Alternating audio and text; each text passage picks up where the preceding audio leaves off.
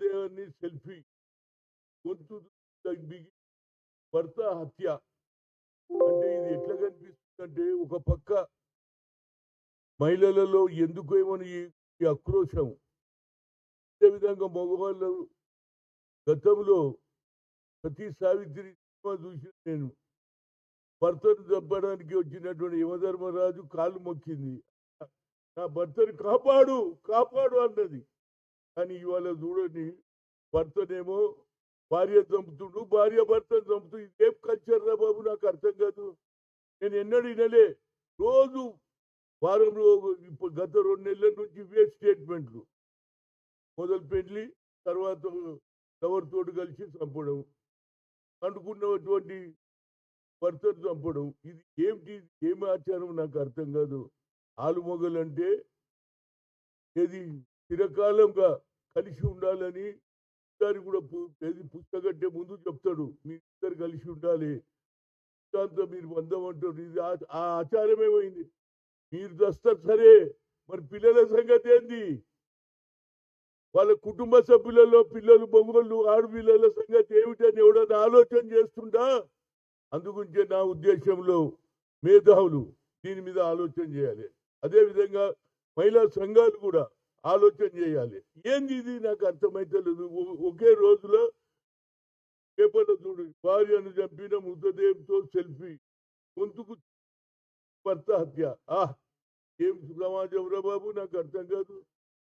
గతంలో నేను చూసిన వాళ్ళు ఎట్లుంటుండంటే, భార్యాభర్తల అనుబంధం, తల్లిదండ్రులకు ప్రేమ చేయడము, తల్లిదండ్రులకు ఏది చనిపోయే వరకు ఆదరించినటువంటి సమాజంలో మార్పు ఎందుకు వస్తుందో నాకు అర్థమైతలేదు. ఇవాళ టీవీలు వచ్చినాయి, సెల్ఫోన్లు వచ్చినాయి, సెల్ ఫోన్లు వచ్చినాయి. కానీ కొత్త ఆచారాన్ని కాపాడడానికి ప్రతి ఒక్కరు కూడా ఇంటలెక్చువల్స్ కానీ, అదేవిధంగా జ్యుడిషియరీలో ఉన్నటువంటి లాయర్లు కానీ, మేధావులు కూడా దీంట్లో, అదే మహిళా సంఘాలు కూడా మీటింగ్లు పెట్టి, రౌండ్ టేబుల్ కాన్ఫరెన్సులు పెట్టి, సెమినార్లు పెట్టి, ఈ ఆచారం చేయకపోతే కొత్త తరం వారు కూడా ఇదే ఆలోచన చేస్తారు అంటున్న పిల్లలు కూడా.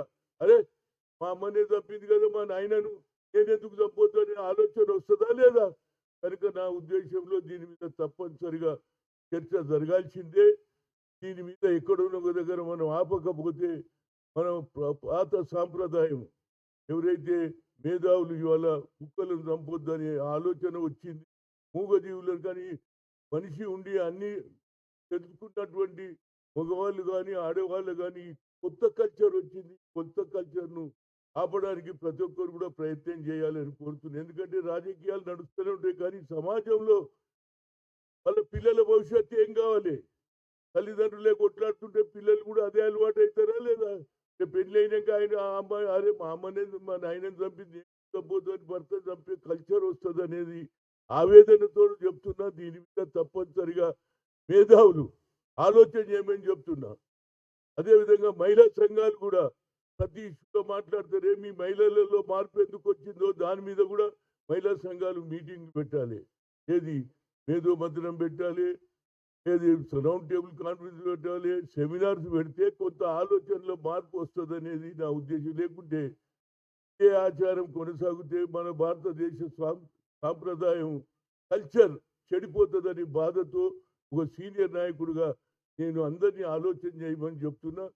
ఎవరైనా అటు మహిళలు కానీ మగవాళ్ళు కానీ ఆలోచనలో మార్పు రావలేదంటే సరిదిద్దుకోవాలి తప్పితే చంపడం ఏమిటి? మీరు చస్తున్నారు, చంపేస్తారు, తర్వాత పిల్లలు ఏం కావాలి? ఒక్కొక్కరికి 2-3 పిల్లలు ఉండగా కూడా మళ్ళీ ఇది ఇలాంటి చంపుడు జరుగుతుంటే ఆ పిల్లల భవిష్యత్తు ఏమైతుంది?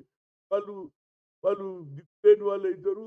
దానివల్ల నిరాశ నిస్పృహతో వాళ్ళు కూడా కొత్త కార్యక్రమాలు పెడతారు. దీనివల్ల సమాజంలో మార్పు రావాలనే ఉద్దేశంతో మేధావులను అందరినీ, అదేవిధంగా మహిళా సంఘాలను, అదేవిధంగా ఏది లాయర్స్ కూడా దీని మీద డిస్కషన్ చేయాలి. ఇది కోర్టు దాకా పోయింది, కోర్టు కూడా చివాట్లు పెడుతున్నది. జంతువుల గురించి శ్రద్ధ ఉన్నప్పుడు మహిళా మగవాళ్ళలో, భార్య భర్తలలో ఎందుకు ఈ వ్యత్యాసం వస్తుంది? దీని మీద చర్చ జరిగి ఇలాంటి ఆచారాన్ని పోగొట్టడానికి ప్రతి ఒక్కరు బాధ్యత. మనం చూసి కోరుకుంటుంటేనే అవుతుంది. ఒకే రోజులో ఇద్దరు చూడండి పాటు. కనుక ఇలాంటి కల్చర్ను పోడగొట్టడానికి ప్రతి ఒక్కరు కూడా ముందుకు అడిగేయాలని కోరుతున్నా. Thank you.